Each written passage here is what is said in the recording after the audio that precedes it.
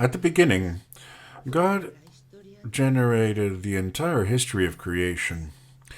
So, if he knew that there were going to be demons that were going to greatly hinder his works, why did he let him do that? What a nice question. Did you understand it? Why did God allow the creation of the demons? What are demons? What are they?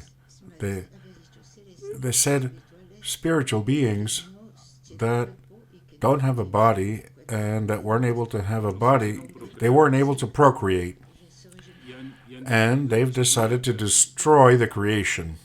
And why did God allow that? Why did God allow that if he knew when creating? Of course he knew. There's nothing that exists in this world that is removed from divine creation. Now, what for you is good or bad is dual. For God is one. Shema Yisrael Hashem Elokeinu Shem Echad, one. So, what is two for you, big and small, tall and short, left and right, in front and back, good and bad, black and white, that's human perception. Divine perception is all one thing. So, how can you figure out that paradox so you understand it? We're going to explain it. Did you see the movie Rocky about a boxer, famous boxer who became a world champ? All right, let's imagine that I have you born in the body of a 20-year-old boxer, and I'm your trainer, and that you want to be world champion, boxing champion. How do I train you? What am I going to do to train you? I'm going to give you an enemy in a ring, in a fake ring, and I'm going to have you box with him, and the enemy really has to punch you hard to train you to take a punch and to defend yourself against punches. And when you have learned to beat that enemy, that's when I'll take you to the championship so you can win the championship. Okay, you understand that? So it's a training. Okay? But the demons are real. The demons are the trainers of your soul. So that because when you leave this world, you have to leave it with a stronger soul than when you came in. So they're your sparring partners. You know sparring, the word? Sparring partner is the one that's training you. But he's training you by punching you until you learn to avoid the blows. And when you go to the other world, where you have to access higher levels, you have to be able to get rid of all these malign spirits who are going to try to block your ascent to other worlds. So they're not evil in and of itself. They're evil and good. Well, while they're punching you, your trainer's punching you, it's hurting you. But ultimately it's good. For the divine mind, it's good because it has strengthened your soul. Souls come here to do a Tikkun. In other words, a repair, to strengthen themselves. What is a sinner? A person who, people that go short circuits, they do things that go against creation. It's a weak person, spiritually. A person that doesn't eat kosher is because they don't have the strength to eat kosher. They don't have the strength to say no.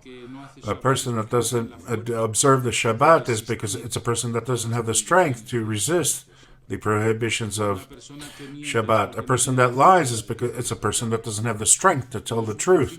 So ultimately, any soul defect or flaw is the proof that that soul is not strong enough, doesn't have enough muscle. So I have to take it to the gym, that soul. And when I train you in the gym, because you suffer, because your muscles suffer, they're getting harder. You know, it hurts, but it makes you strong. So At the divine level, there's no contradiction. At the human level, there's pain.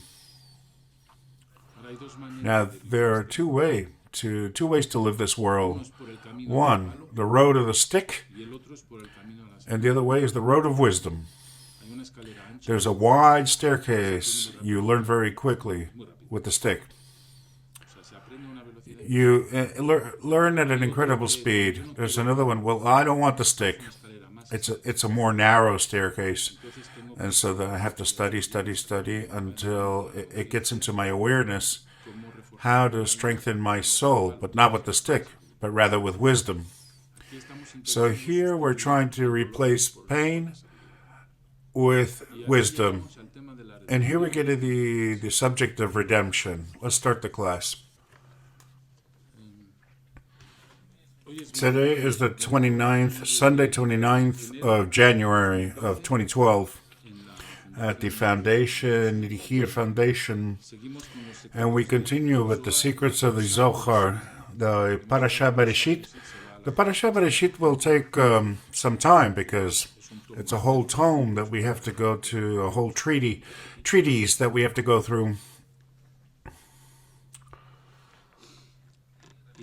And Rabbi Shimon Bar Yochai is going to explain something very important. The prophecies of Ezekiel, Isaiah, and Daniel on the end of the world, on the arrival of the coming of the Mashiach, talk about a war that is called the War of Gog and Magog. They talk about disasters, natural catastrophes, disasters. They talk about hundreds of millions of dead. They talk about a tremendous conflict. And if you take a look at it, if you realize it, we've already gone beyond the dates of those prophecies. And we're still here. Even the Mayan calendar has gone over. So the question is, what did the prophets want to say? Because everything that the prophets say is true. There's never been a contradiction, but we have to understand. The war that we're subjected to, and that we've been waging for quite some time, is the war of the energy of the soul versus the energy of the body. If the energy of the body wins, which is only based on elemental logic, not in a supra-logic of the five senses, just the five, then they are dead. What is the death? Spiritual death. And what does spiritual death mean? It's a lowering of the level of what HaKadosh Baruch Hu, our Creator, designed for what man will be and what man is. So I gave you an example in previous classes of what God intended to create by creating us, but for those who weren't there, I'll repeat it. And I'll repeat it with an anecdote, a story. A king that had great power in his palace had the great joy of seeing that his wife became pregnant.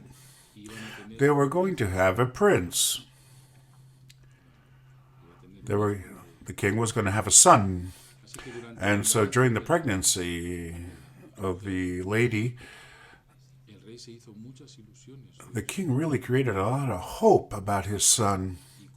And he hired the best culinary master to teach him to taste the best flavors, the best gardeners to teach him to smell the nicest smells, the best music teachers to teach him the art of melody and harmony, the best painters to teach him the art of drawing and painting, the best architects to teach him to develop the 3D vision perspective and the entire architectural vision. And thus he started to hire the best specialists of each discipline of the world, the best philosophers, the best mathematicians. When the child was born, he was born blind, deaf, and mute. And so the king said, now what do I do? What am I going to do with all these specialists that I've hired? And all the hope he had of making my son a prodigy. Now he's deaf, mute. What did I say? And blind. That's what happened when Akadosh Baruch Hu created man. He created a Superman.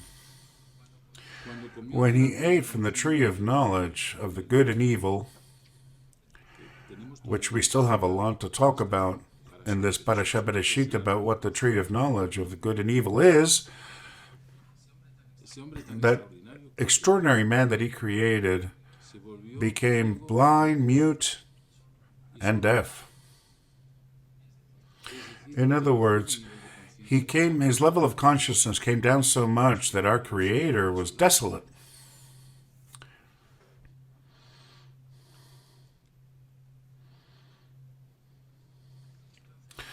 And then began the task, the work to return to this child, to give this child back his sight, his hearing, and his speech.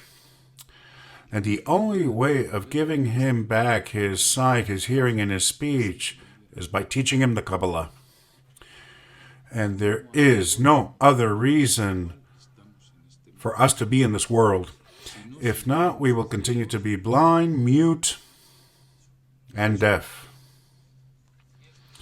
Blind regarding the view of the spiritual world, deaf and regarding the hearing of the spiritual world, and mute regarding that we won't be able to express the spiritual world via the word.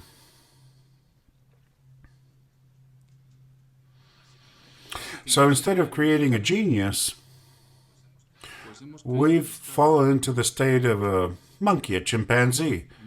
Our very primary consciousness based solely on what our five senses perceive. But there's a lot more than what our senses perceive, our five senses. The Kabbalah teaches us that what our five senses perceive is 1% of what happens around us.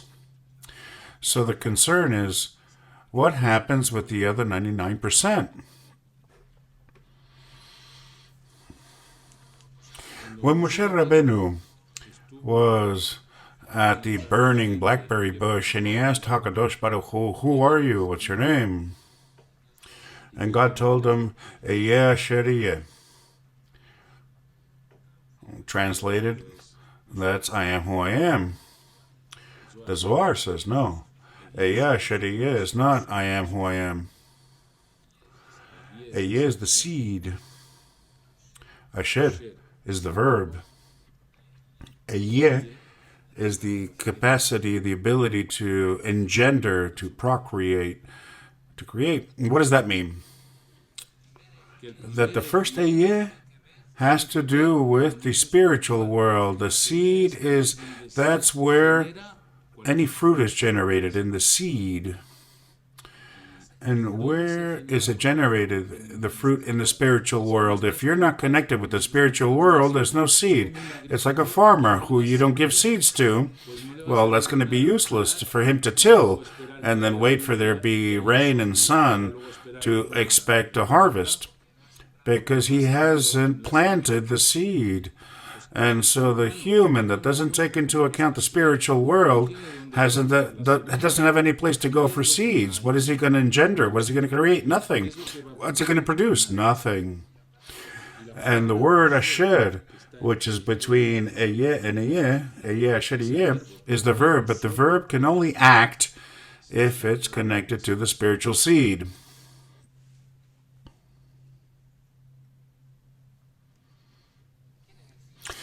What this means is that at the level of the work that we're doing here, right here, in this place, we plant a seed in the mind.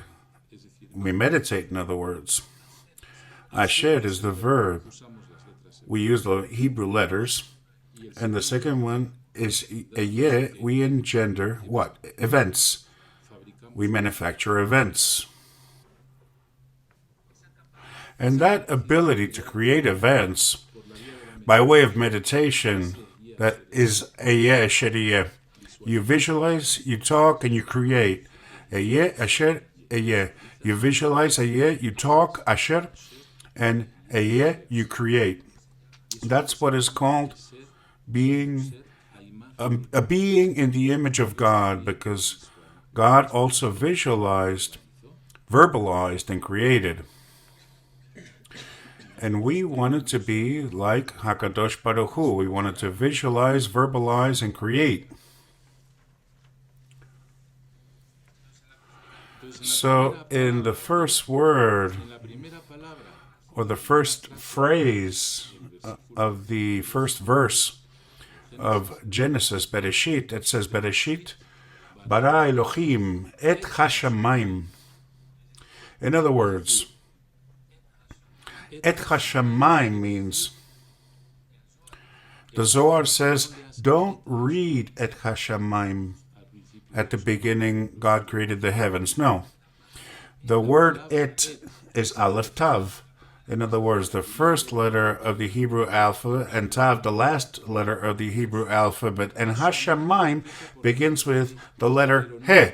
But you should not link it to the word shamayim. The first letter of shamayim, you have to connect it to the previous word, et. And when you use the he, and you link it to the previous word, instead of saying et hashamayim, you say ata shamayim. The word ata, aleph, tav, he, we have to explain it. In the Sefer Hamidot, the Book of Traits and Virtues, by Rabbi Nachman of Breslov, it says that the word ata, that we use it in all the Hebrew blessings, Baruch ata Hashem, ata aleph tav he, and that word atav appears in the first verse of the Bereshit.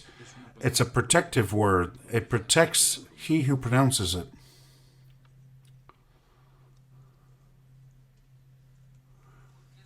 Why does the word ata have that power? Because ata first is divided into aleph, tav. Aleph and tav make reference to the 22 letters of the Hebrew alphabet. The 22 letters of the Hebrew alphabet we know that are divided into three groups. We saw that in previous courses on the Sefer Yesidah. Three mother letters, aleph, mem, shin. Aleph is air, mem is water, and shin is fire.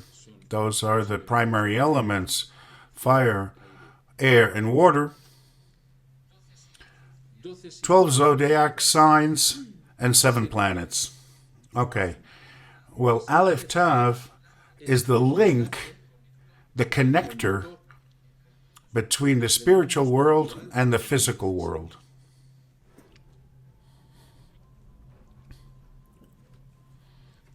And Rabbi Shimon Bar Yochai pronounces it with the following terminology. Aleph Tav is the link between the fertilizing essence and the generating essence. Why does he say fertilizing and generating? Because what fertilizes is the seed.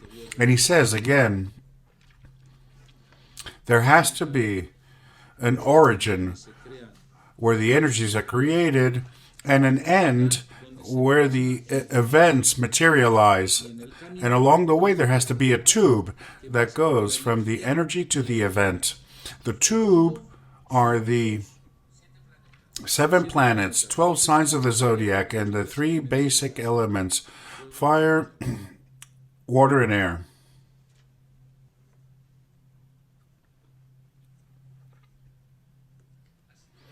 So what links the world of the causes with the world of the effects are the planets, the zodiac, and the three basic elements. So within the word ata, he's already talking about the connector. The connector with what? With the letter he that appears at the end of Aleph Tav. And what is the letter he? It's the second letter of the name of God, Yud Yevav He.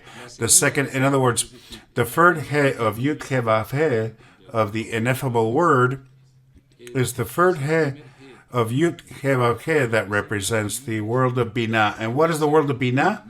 It's the world where our souls come from. In other words, that even though we have a soul in the body, while we have a soul in the body, the part that we have integrated into our body is only a lower end of the whole size of our soul. And the whole size of our soul begins in Binah. In other words, in the spiritual world. So what's within us is just a lower end. Our soul is much bigger than that. And the letter He, the first He, is at the top of it all, the whole astral system. It covers, in other words, all the planets and all the stars. Can you imagine what the soul of a person is like?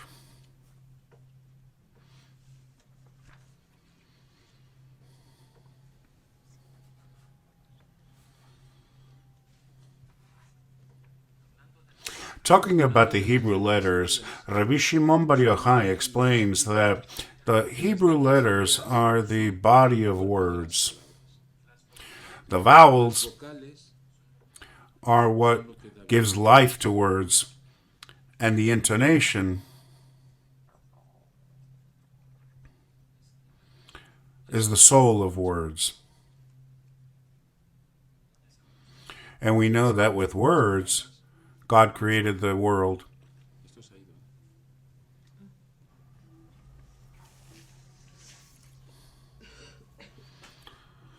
And it says that the sages of the Kabbalah make the letters shine, the vowels and the melodies.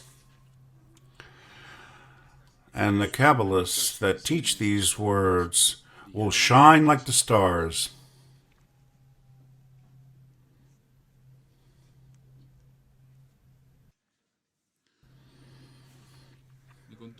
My master told me that the world doesn't work because there's no justice.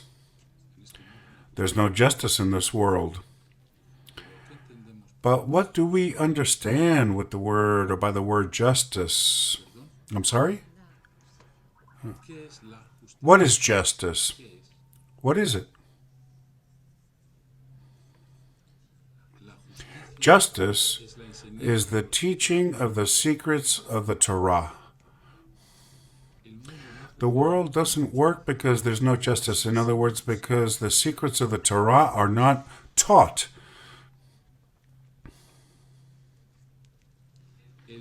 The world doesn't work because there's no justice. We translate into the Zohar language, the world doesn't work because we don't teach the secrets of the Torah.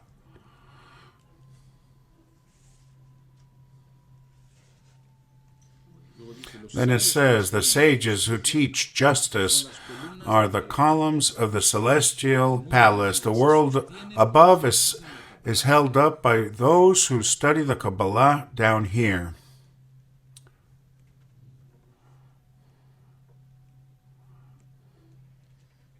Because it says, thanks to those who teach the Kabbalah, the ignorant can manage to see the splendors of the celestial world. In other words, what does it mean, be able to see the splendors of the celestial world? Because what we can see up until now is what our eyes see. We can see a beautiful sea, a dawn, a dusk, or a sunset, a nice landscape, a nice cascade or fall, but we cannot see the spiritual world. Thanks to the teaching of justice, and that's making justice to the world, being just with the world, you can see another dimension.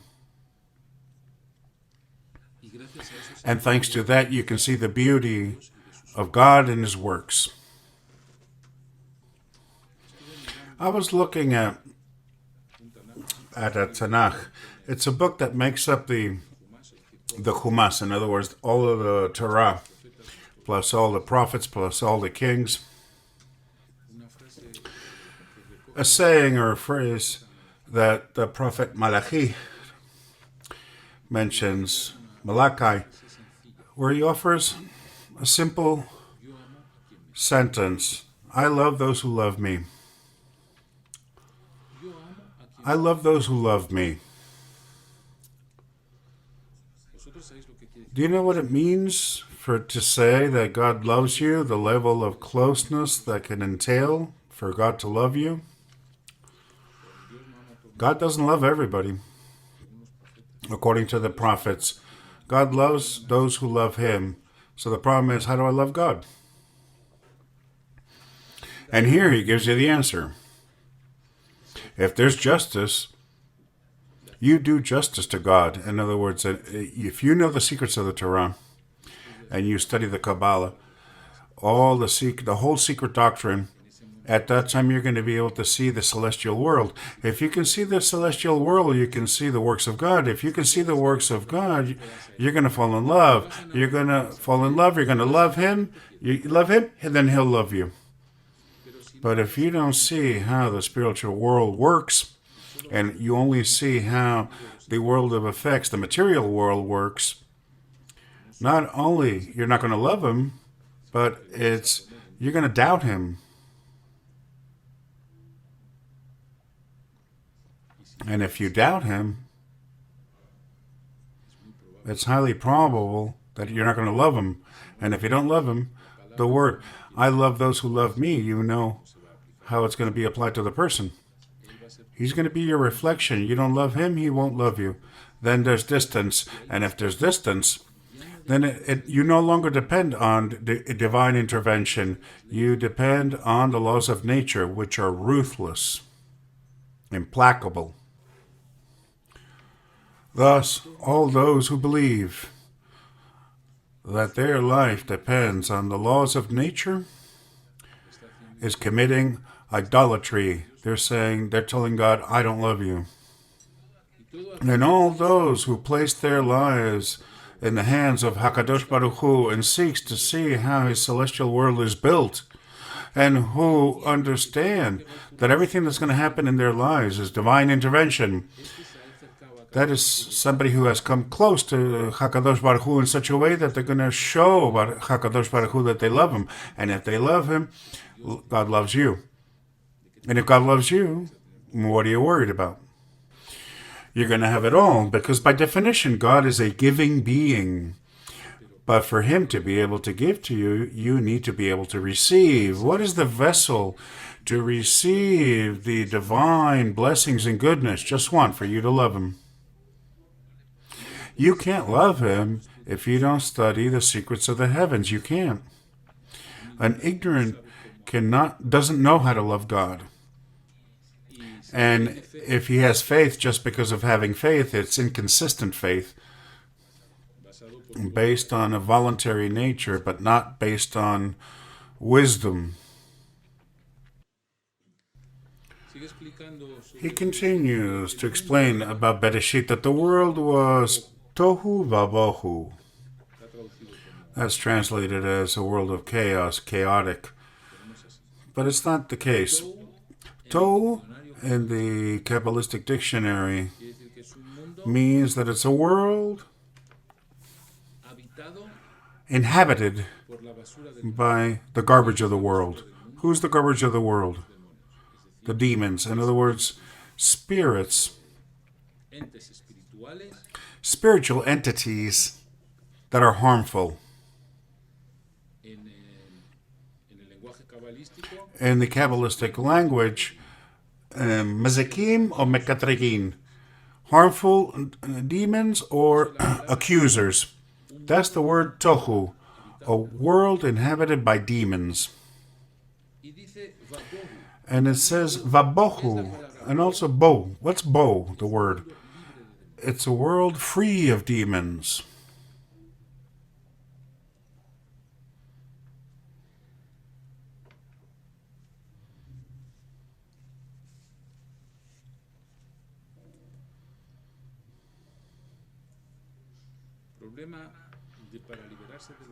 The problem to free yourselves of demons is that they're adhered to matter. They're stuck to matter.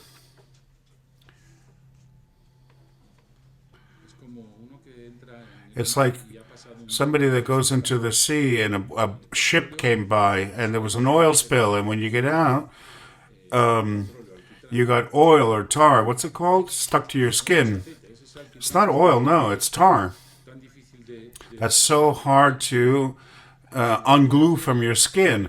And just like the tar gets stuck to your skin on the beach, the negative spirits get stuck or are glued to matter. They get stuck to matter.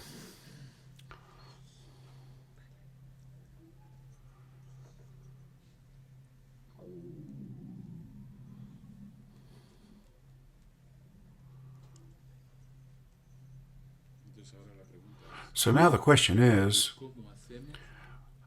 what do we do, or how do we get unstuck, or how do we get the negative spirits unstuck from matter?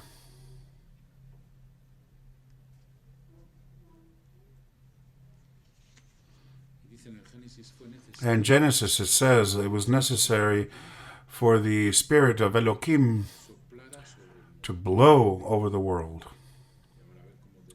Let's see how we decipher that code. What is Elohim? Elohim. The name of God. Elohim, what is it? Earth. Elohim is Ateva, nature. And what is nature? It's the astral world.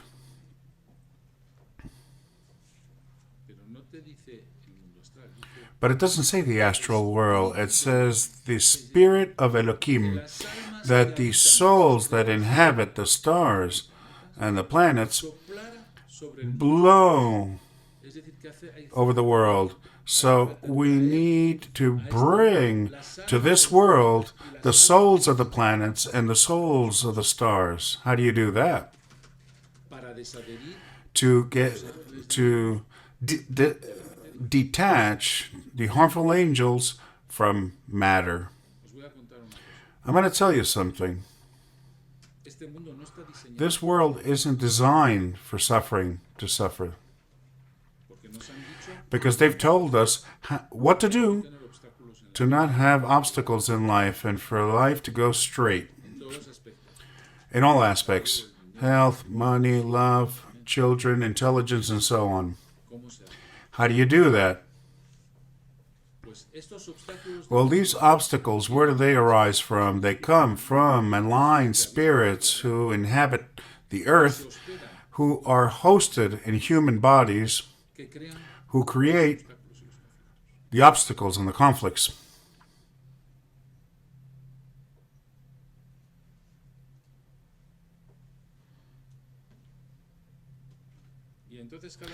And so each time that we have a conflict, an enemy, an obstacle, we believe that it's the enemy's fault. That's not true. The blame is a spirit, the fault is the spirit that's inhabiting inside and that has turned it against you to hinder your project, your objective. And that's what creates suffering. So then, to activate the spirit of Elohim is to activate the souls of the stars. What do you do that with? Well, very simple. We are the keyboard. We are a keyboard. The stars and the planets is the computer, the big screen. We activate the keyboard with ourselves. How? If we act with our soul, we activate the spirit of the planets and the stars. If we activate our body, that, in other words, the idolatry of only basing ourselves on our five senses and our logic, we activate the body of the planets. And we increase the adherence of the malign spirits to matter. And we cannot activate our soul if we don't feed it with justice. We need to nourish to feed it with justice. In other words, with the knowledge of the secrets, the deepest secrets of the Torah. That's the food for our soul, and that's what generates the spirit of Elohim blowing on this world. In other words, to get rid of the demons. If you don't study the Kabbalah, you don't know how to get rid of them, to get them off of you.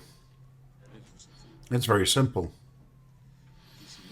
And if you don't get them off of you, you start to add up sufferings. Tell me, doesn't the fasting and mikveh help you to get them off of you? Fasting and mikveh is one of the techniques of the secrets of the Kabbalah. The secrets of the Kabbalah are not limited to fasting and ritual baths. There are many things that you have to study. Thus, if we are the keyboard, we have a red button and a green button. The red button that makes the malign spirits to stick to matter is when we activate our life based on the material world.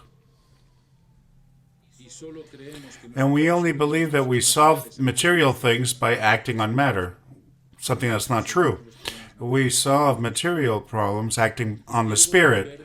And the green button is when we allow our soul to act on our life. And when our soul acts on our life, we cause the soul of the stars to get rid of those adherences to matter.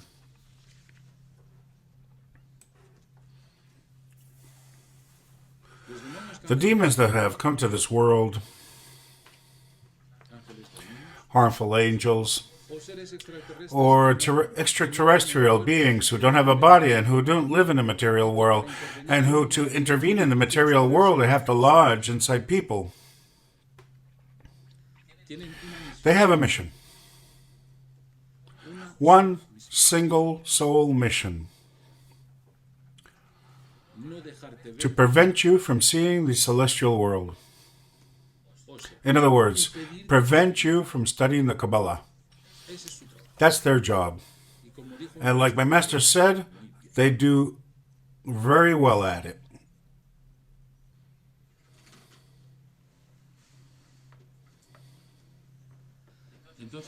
So God manifests in this world under three names. One is Shaddai, the other is Tsevaot, and the third is Elohim.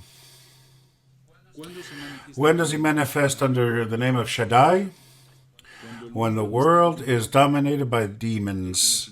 He has to intervene with the name Shaddai. Within the word Shaddai,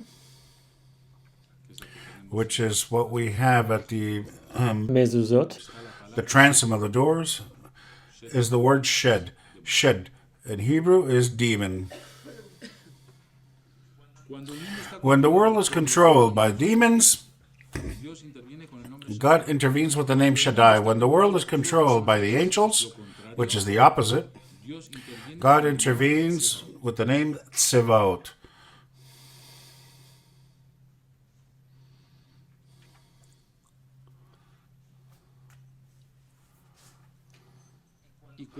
And when we manage to disappear completely, make the earth's demons disappear completely, God intervenes with the name Elohim.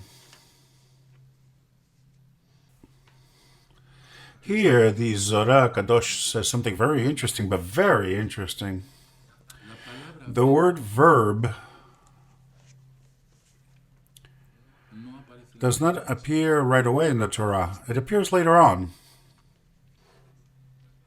when God uses the verb to create. But first he creates something else without the verb. The creation of matter was created without the verb, before the verb. So one says, so what was the verb good for? It was good to sculpt the details of matter. In other words, it's like clay in its raw state. And then the material that allows you to give form to clay so that it can become into shapes and drawings. The verb is what gives it the drawings and the shapes. But the creation of God, when He created matter, was done without the verb. So we can, with the word, manifest everything that's material. We can bring into the world material with word, anything, but we cannot manifest immaterial things with the word. And here it explains that the spiritual world and the physical world, they can't work together. They need a connector. It's like a VCR player and television. If you don't have a Euro connector or a VCR connecting cable, they can't work together. You need a cable to connect the VCR and the TV. The spiritual world and the physical world are connected via a series of planets called Zeirampin, which are Jupiter, Mars, Sun, Venus, Mercury, and Moon. That's the connector. Venus? I'll start again. Jupiter, Mars, Sun, Venus, Mercury, Moon.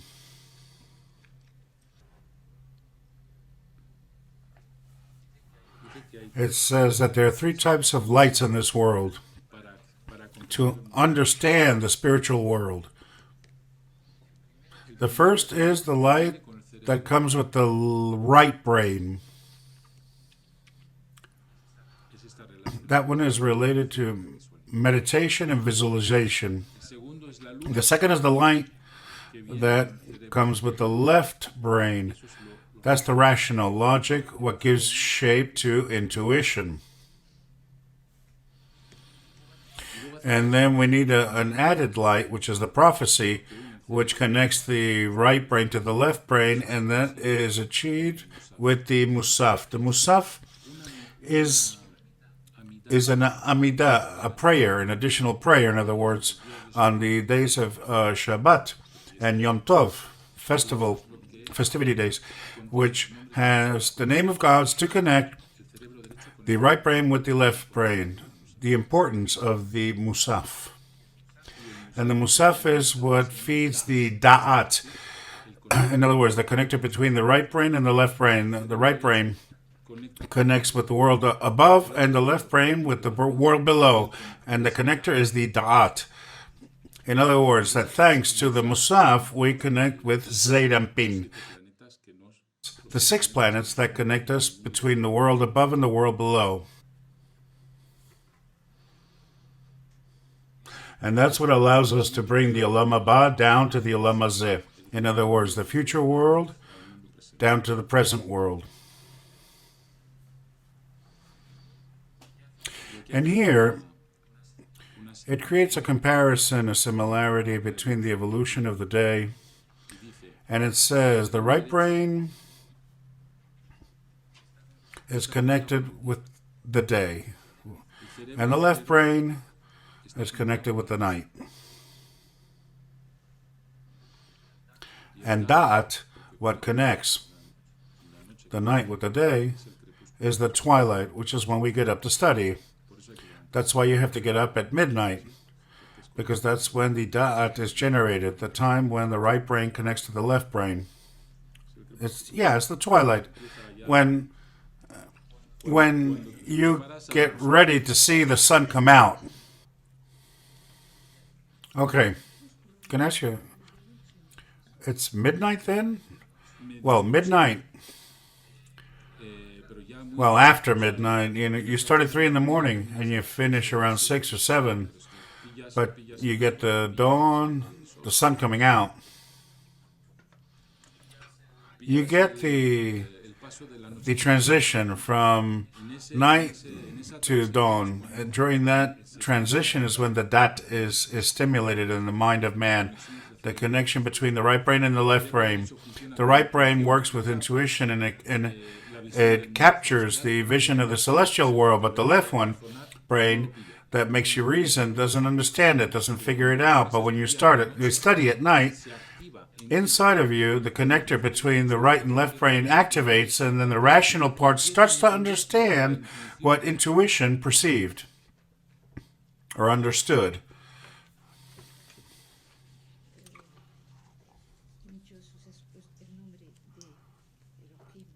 The name of Elohim, we can make the demons disappear. So he's never used it. No. Elohim is the world where action-reaction is immediate. For example, you lie, your tongue falls off. You steal, your hand falls off.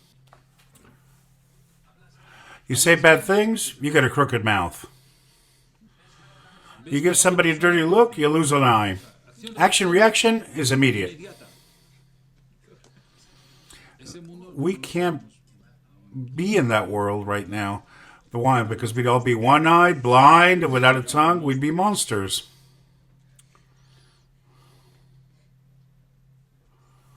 Tell me something. Wait. But that is very good. Because when there are no more demons, in other words, when there are no more negative energies, there's no reason for anybody to lie. There's no reason for anybody to do the Shon Hara. There's no reason for anybody to cast an evil eye. There's no reason for anybody to steal. There's only happiness. No more obstacles. And so you do a good action and you get the reward immediately. Action, reaction, that's immediate. And so who wants the world of Elohim?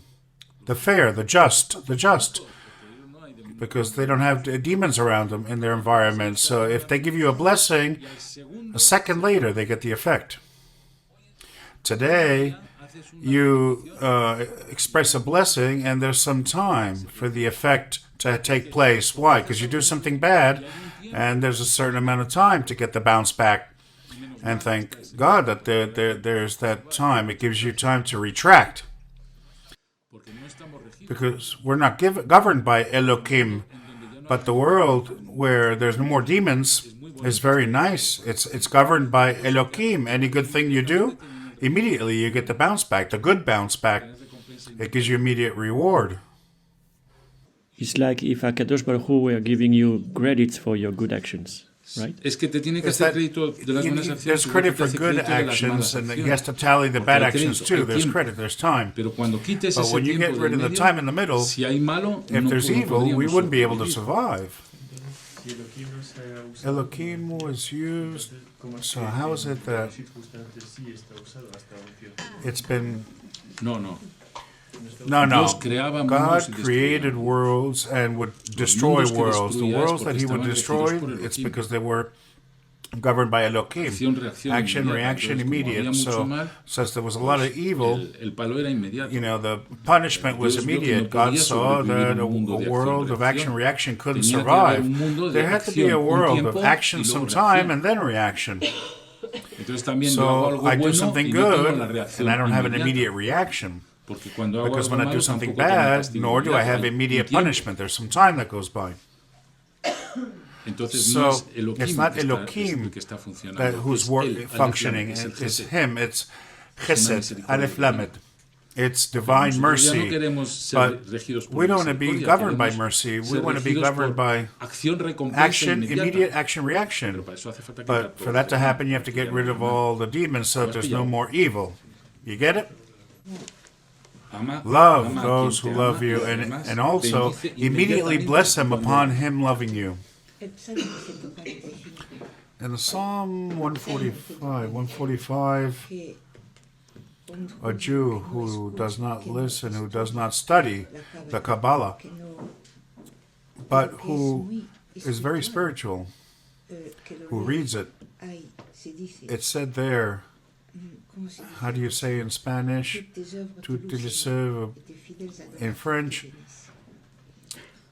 all your works praise you, bless you. Yes, they praise you, they praise you. And all your worshippers bless you. In that passage, which is also a great passage, it's just the world, it's also the spiritual world, and the emotional and the physical world. It's all there. Yes, but listen to what I'm saying.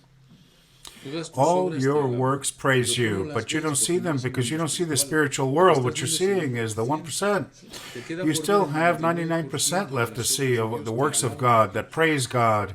And since you don't see them, you can't love them because they don't know. You don't know how it works.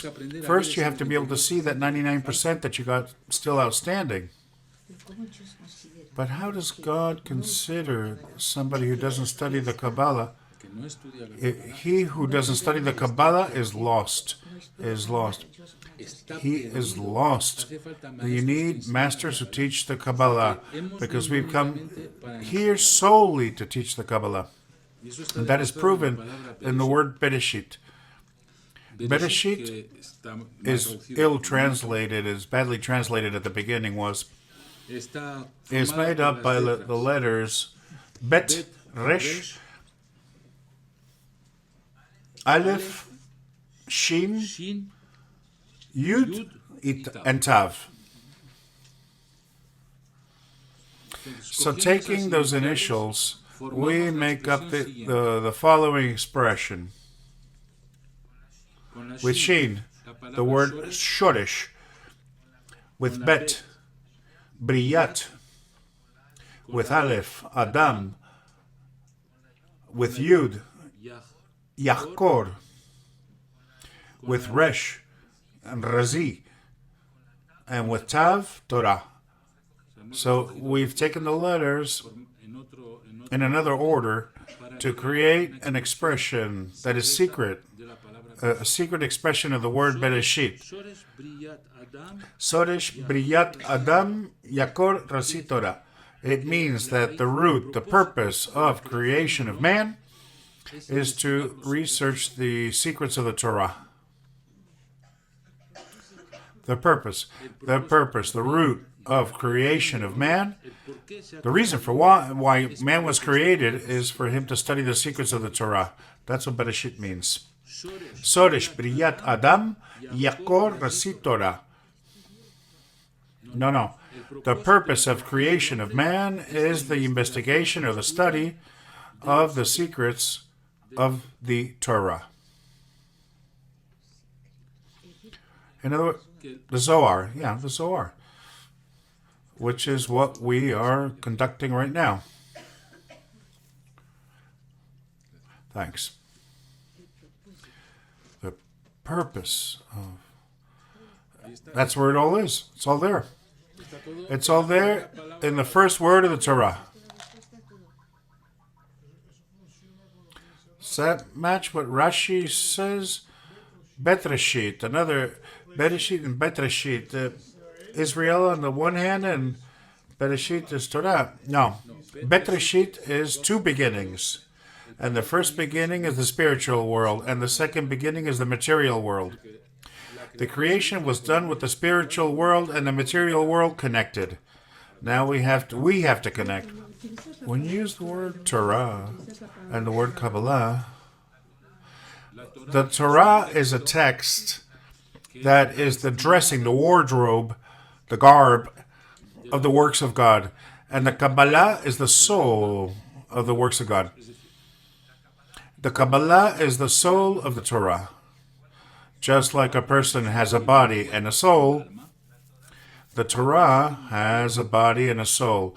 The Torah, its body are the stories of the Torah, and its soul are the secrets that those stories have hidden in them. So when you say that we have to study, do you mean we have to study Torah or we have to study Kabbalah? You can't study the secrets if you don't know the story. What are you going to explain then? First, I'm going to tell you a story, and then you tell me, I didn't understand it. Explain the story to me, and that's when I get into the Kabbalah. But I can't tell you a story, the secret of a story you haven't heard. First, I got to tell you the story. No? Yeah, but if you limit yourself to the story, then if you just limit yourself to the story, you're not going to understand what it says, what it means. It's just a story. And usually it's a story that's not very interesting. Like the Kabbalists say, if I would refer only to the Torah as a series of stories, Agatha Christie writes more interesting stories. But if I extract the secrets of life that the Torah has hidden, then I see the whole beauty of God. Tell me. So we know also that the Amidah is another connector to get to the spiritual world. When you say the Amidah, you know you connect to the Yud Ke Vav Ke of Hakadosh Baruch Hu. So when you start the Amidah, you connect to the last Hey, then you go up on Zeir Pin, which are the six Sefirot with a Vav. Then you go up, you get to Bina with the first Hey, and then you go to the Yud with Chochmah and the tip of the Yud with Keter. So if you start the Amidah, you connect to the last Hey. But then where do you know where to connect to the previous letters of the Yud Ke Vav Ke? Where is it put that you can go up on the tetragram? Well, it's very simple. You get the book, the Kabbalistic Siddur, and each paragraph, it tells you where you are. You need a Kabbalistic Siddur. Here, you'll see that the first letter of the word Bereshit is a bet, which is drawn like this. So the bet Reshit, what are they? Bet is a figure, is two. Reshit is the word beginning, two beginnings, the spiritual world and the material world. But they're connected on the right-hand side. With mercy, in other words.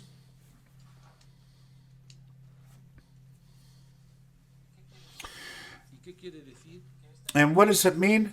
That this is the first word of the Torah where the 340,000 letters come out in this way. But if you want to go the other direction, in the letters of the Torah, you'll find a dead-end street. No way out. There's no way out. Either you go the way of the Torah, or otherwise you're heading down a dead-end street. That's beautiful. What do you want to know? Yes, are we coming to this world with one thing to repair, or we have several ones? Because it's not very clear to me. We come with 4 or 5 important moments in our lives. In other words, they are life scenarios where you're going to have to make, throughout your life, 4 or 5 decisions you're going to have to make.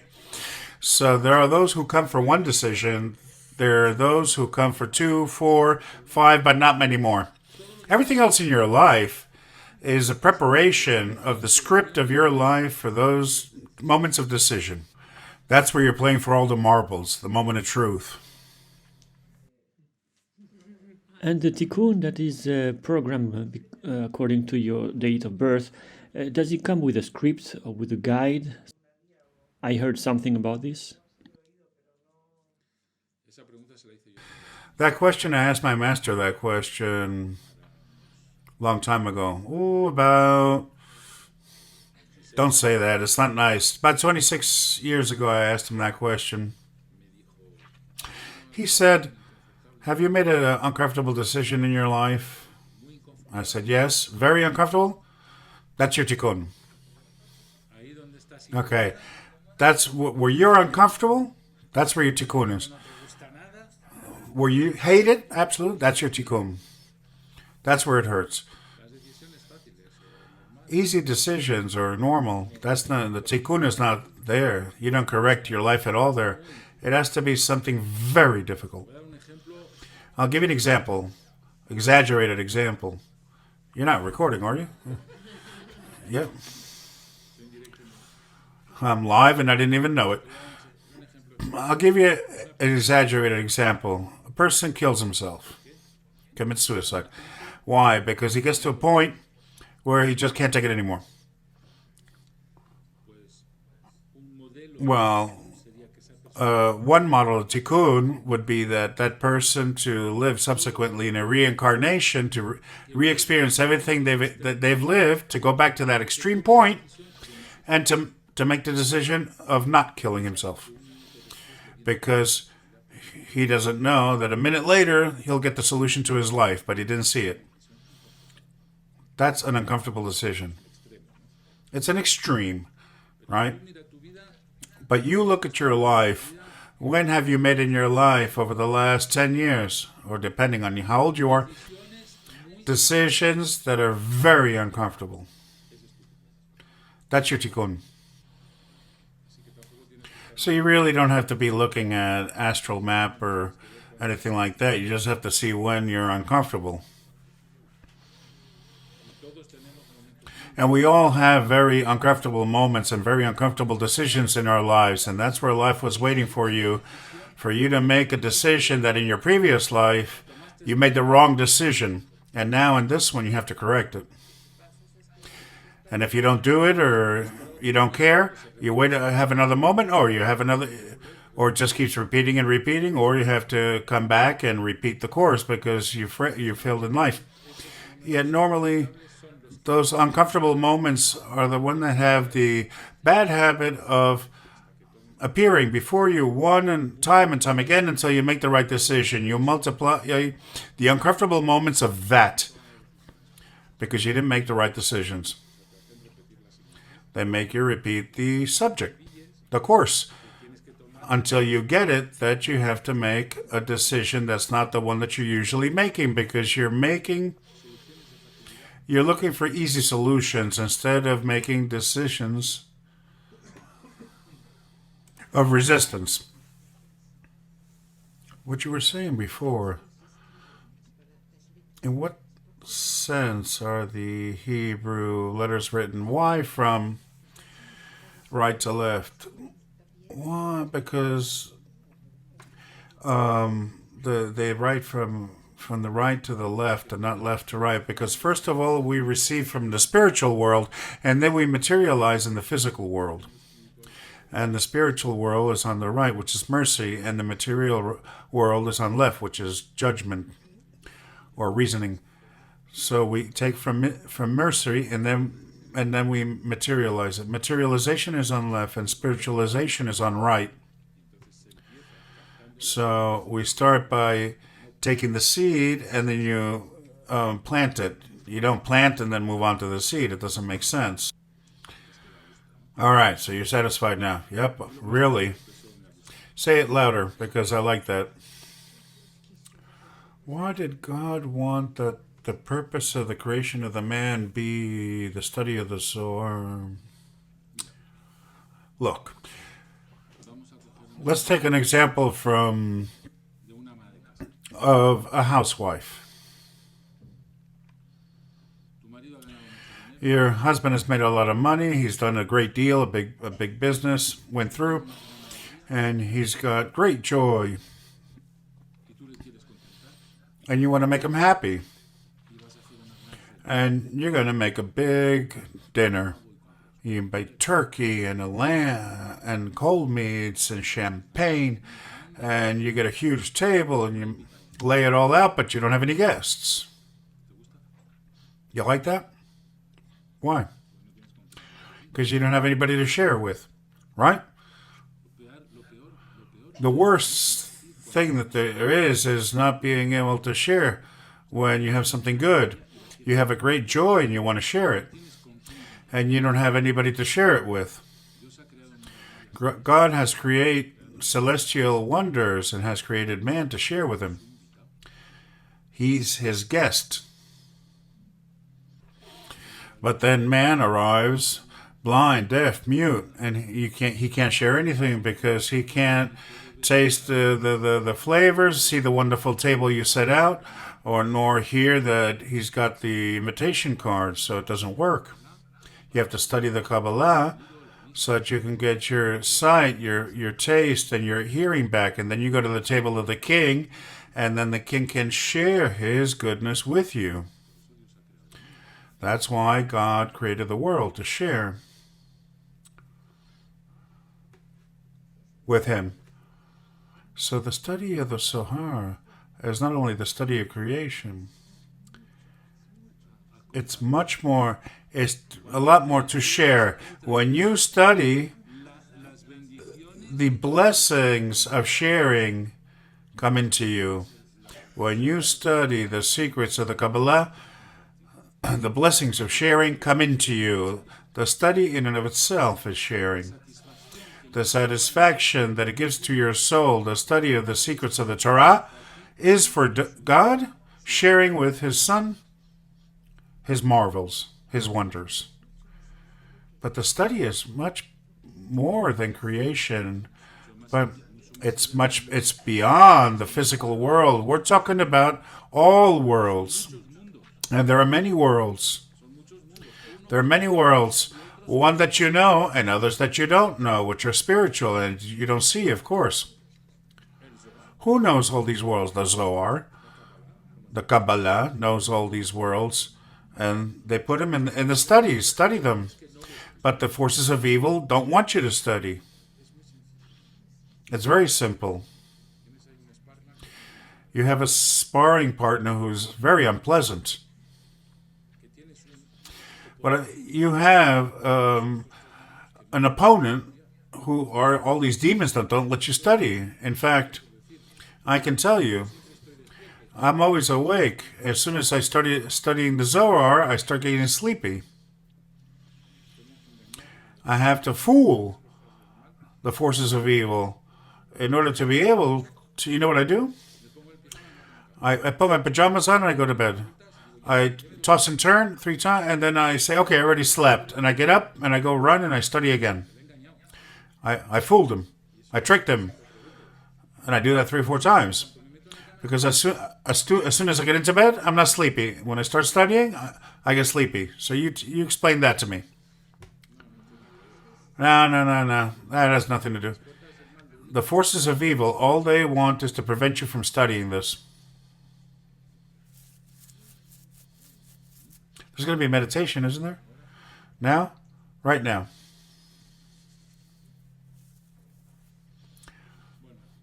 Okay, I'm going to tell you before the meditation what it consists of.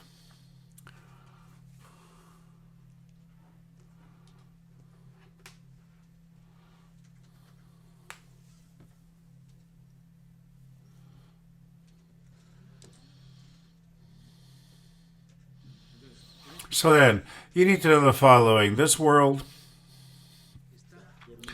is asleep. Humanity is asleep. Its soul has not awakened.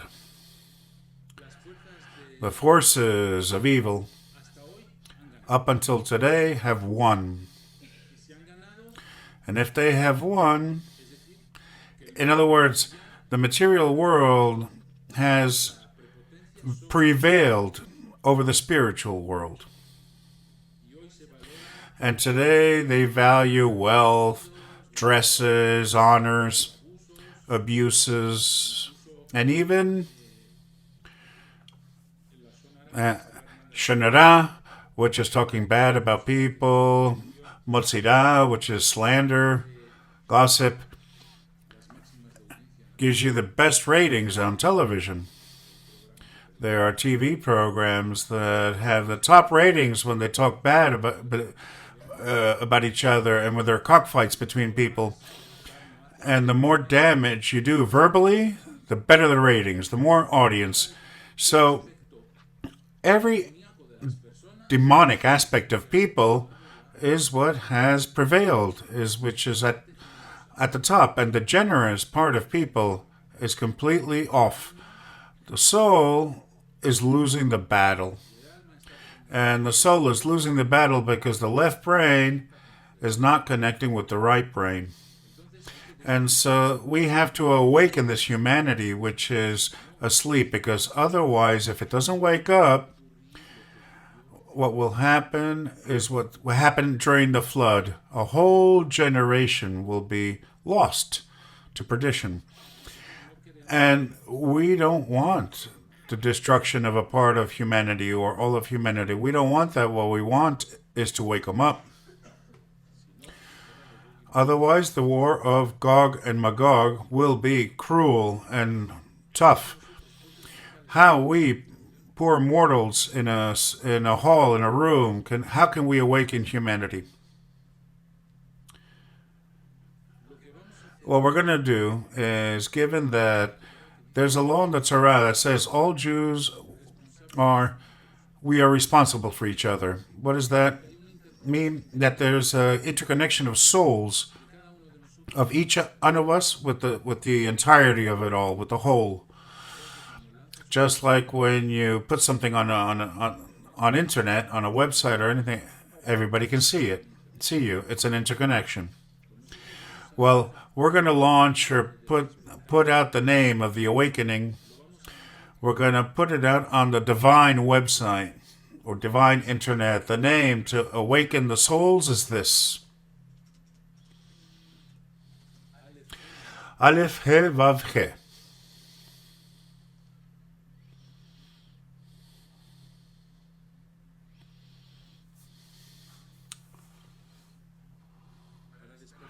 To awaken a soul, this name must be placed into a wine goblet, kosher, of course. To meditate that name in the wine and to give it to a third person.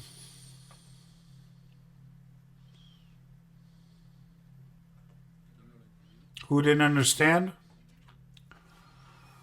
And I'm going to meditate Aleph He Vav He in the wine, and I'm going to give it to a third person. I can't give a glass of wine to the whole of humanity, all of humanity. So we're going to create a virtual goblet of wine that's huge, the size of the Eiffel Tower, huge. We're going to meditate.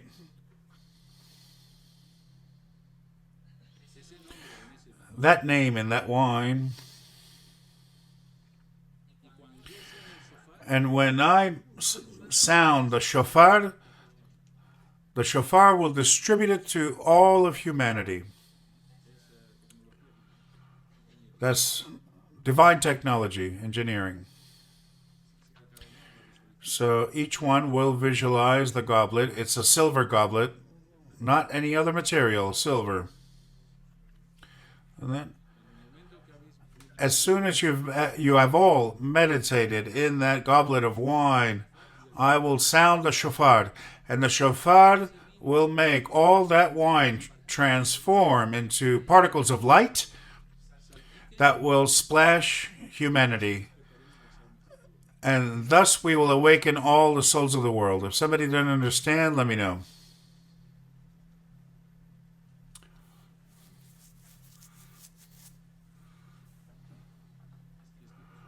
You have a kippah? Yeah, you all have. Okay.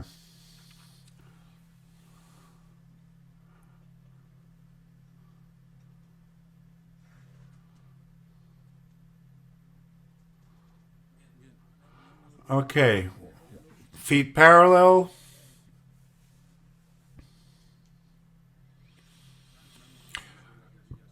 Hands on our knees, palms up.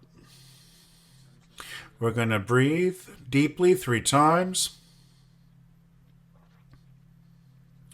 We're going to relax. We inhale positive energy. We exhale tension, stress. We inhale positive energy. We exhale, we relax our torso, our shoulders, legs, feet. Once again.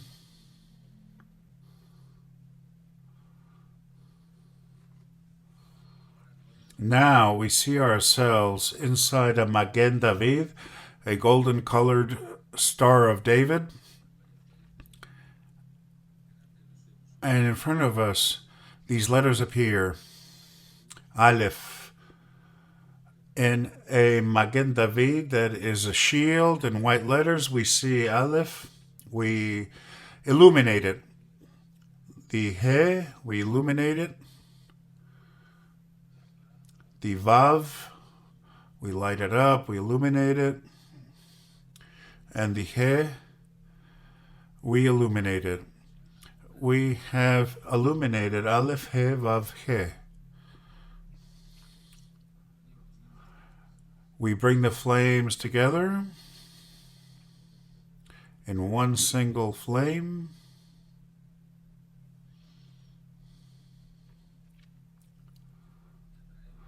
And we attract that light towards our Star of David, which it will go in through the top point, and it comes down through our cranium, our skull, and it illuminates our brain, goes down to the heart shines, lights up, it goes down to the liver is illuminated, it goes up to the heart lights up, goes up to the brain is illuminated, it goes down to the heart, it goes up to the brain, goes down to the heart, goes up to the brain. Heart, brain, heart, brain, heart, brain, heart, brain, heart, brain. It's coming and going really fast, and now we set up a chorus amongst all of us. We put the planet Earth in the middle, and on top of planet Earth, a silver goblet full of kosher wine. And now, through our skull, all the strength of Aleph, He, Vav, He comes out. And we're going to make that light penetrate inside this wine.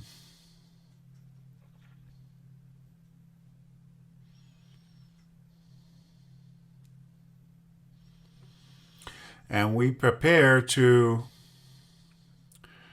transform the wine into sparks of light that are going to transform the souls of all those who await to be awakened, so that this world can be what HaKadosh Baruch Hu desires. And when you hear the sound of the shofar, the process of sparks distribution will begin.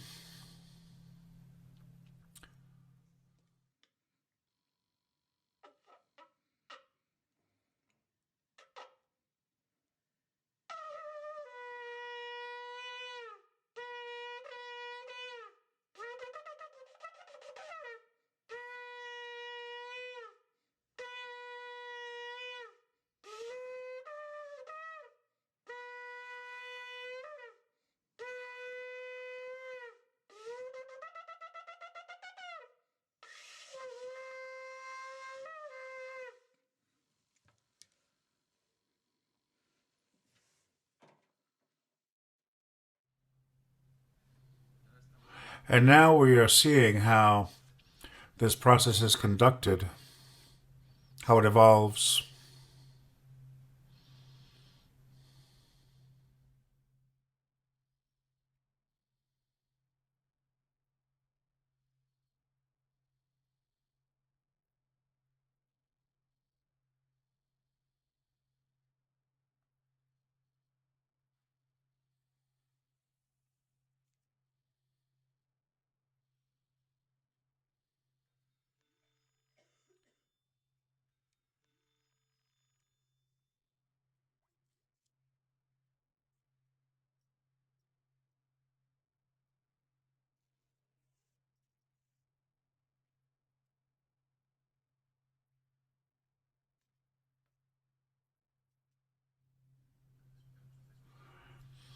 We exhale 3 times deeply.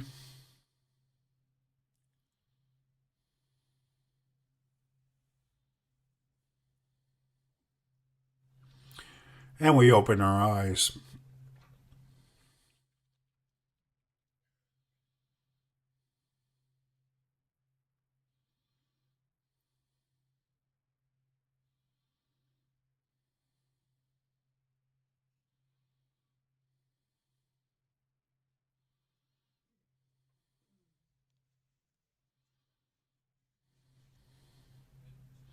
Very well, so we begin to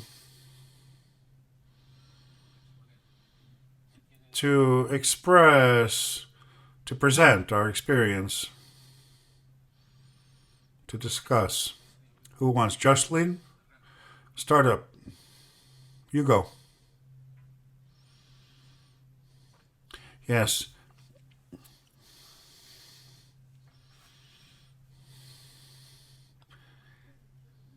From the small goblet, it was small.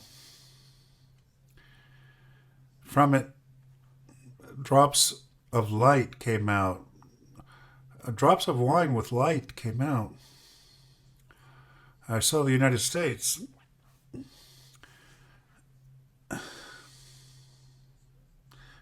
And the lights fell, and they held their heads upright. They looked up, and the drops were falling on them. And I saw Israel too, and U.S., Israel, many countries. I saw, but at last Israel, men, upright,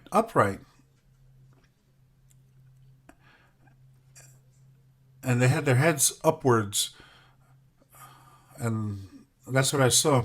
You? I saw, well, the whole thing, well, I saw an absolutely huge goblet that was on top of the globe, and the planet, and the wine was overflowing. It was like a fountain, like when you uncork a bottle of champagne, it kept flowing and flowing, and it was wetting the whole earth. That's what I saw. You?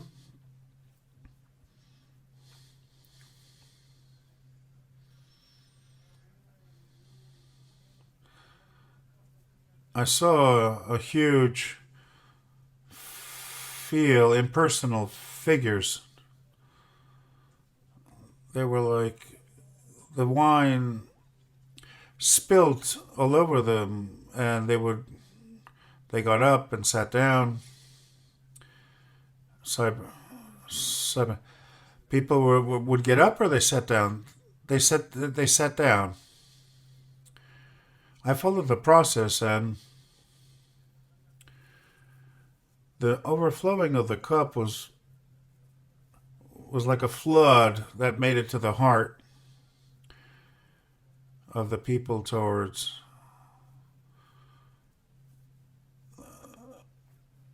I also saw synagogues that were full, classes. I'm sorry? Yeah, classes in the synagogue, yeah. Uh-huh. Good, Manuel?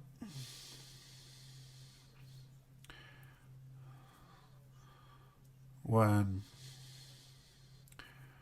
we projected our energy on the goblet, it was like a source of energy, and people, it overflowed and sparks came out of it.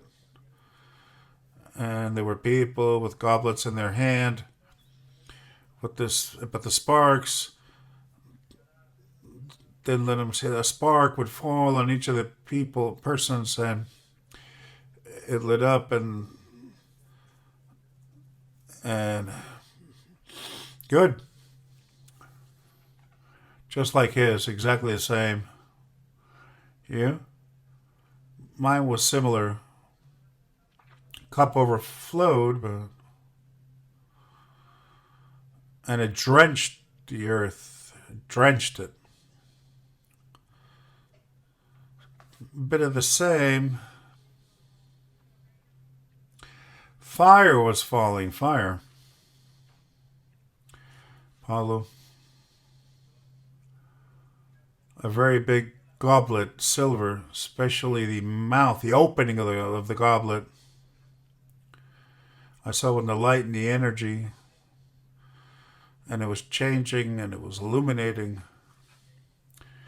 Energy, and when the sparks flew, it was like at night, and there were sparks, earth, and it was illuminating the earth and people. Sandra, I saw it distributed when the Safar sounded, and it was like a drop, and they were trying, I don't know. It was like all senses open. A bit of what I saw. You? Exactly the same as Pablo.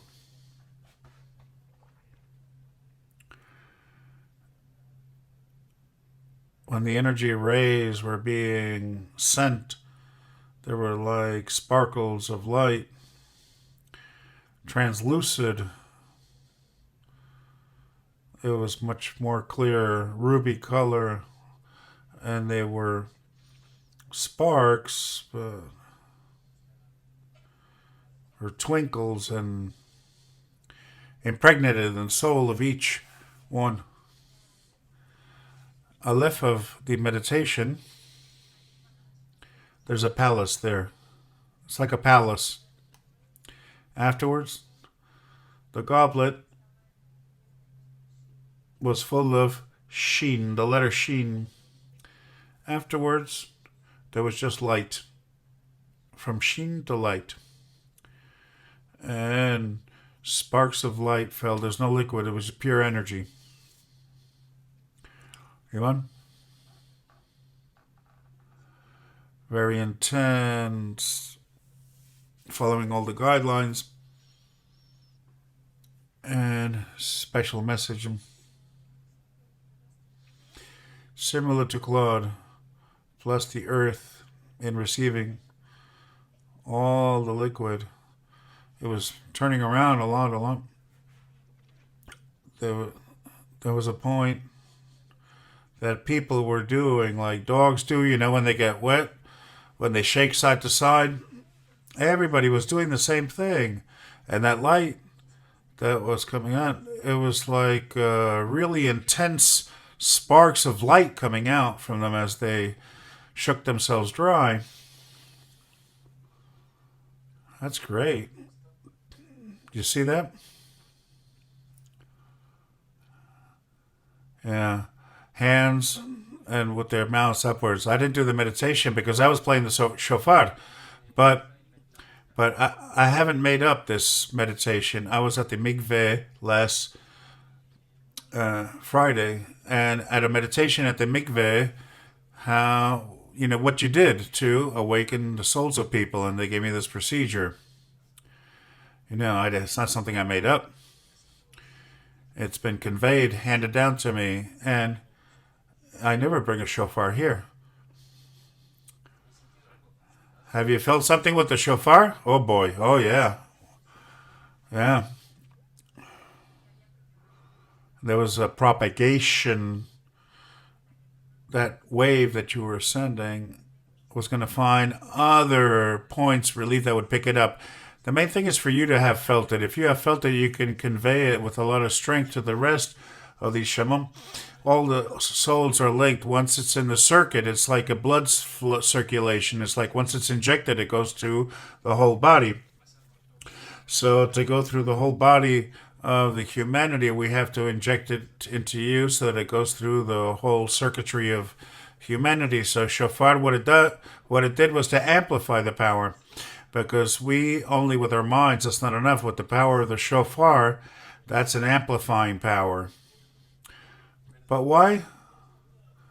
The shofar is clear, but why wine? Why is it in wine? Because wine is called yayin. Yud, Nun. Yud is 10, the other Yud is 10, and Nun is 50, so 70. Same as Sut, which is that it conveys thought. Same as Sut.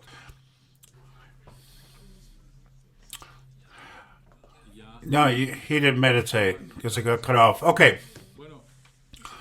15 days, we'll do another one.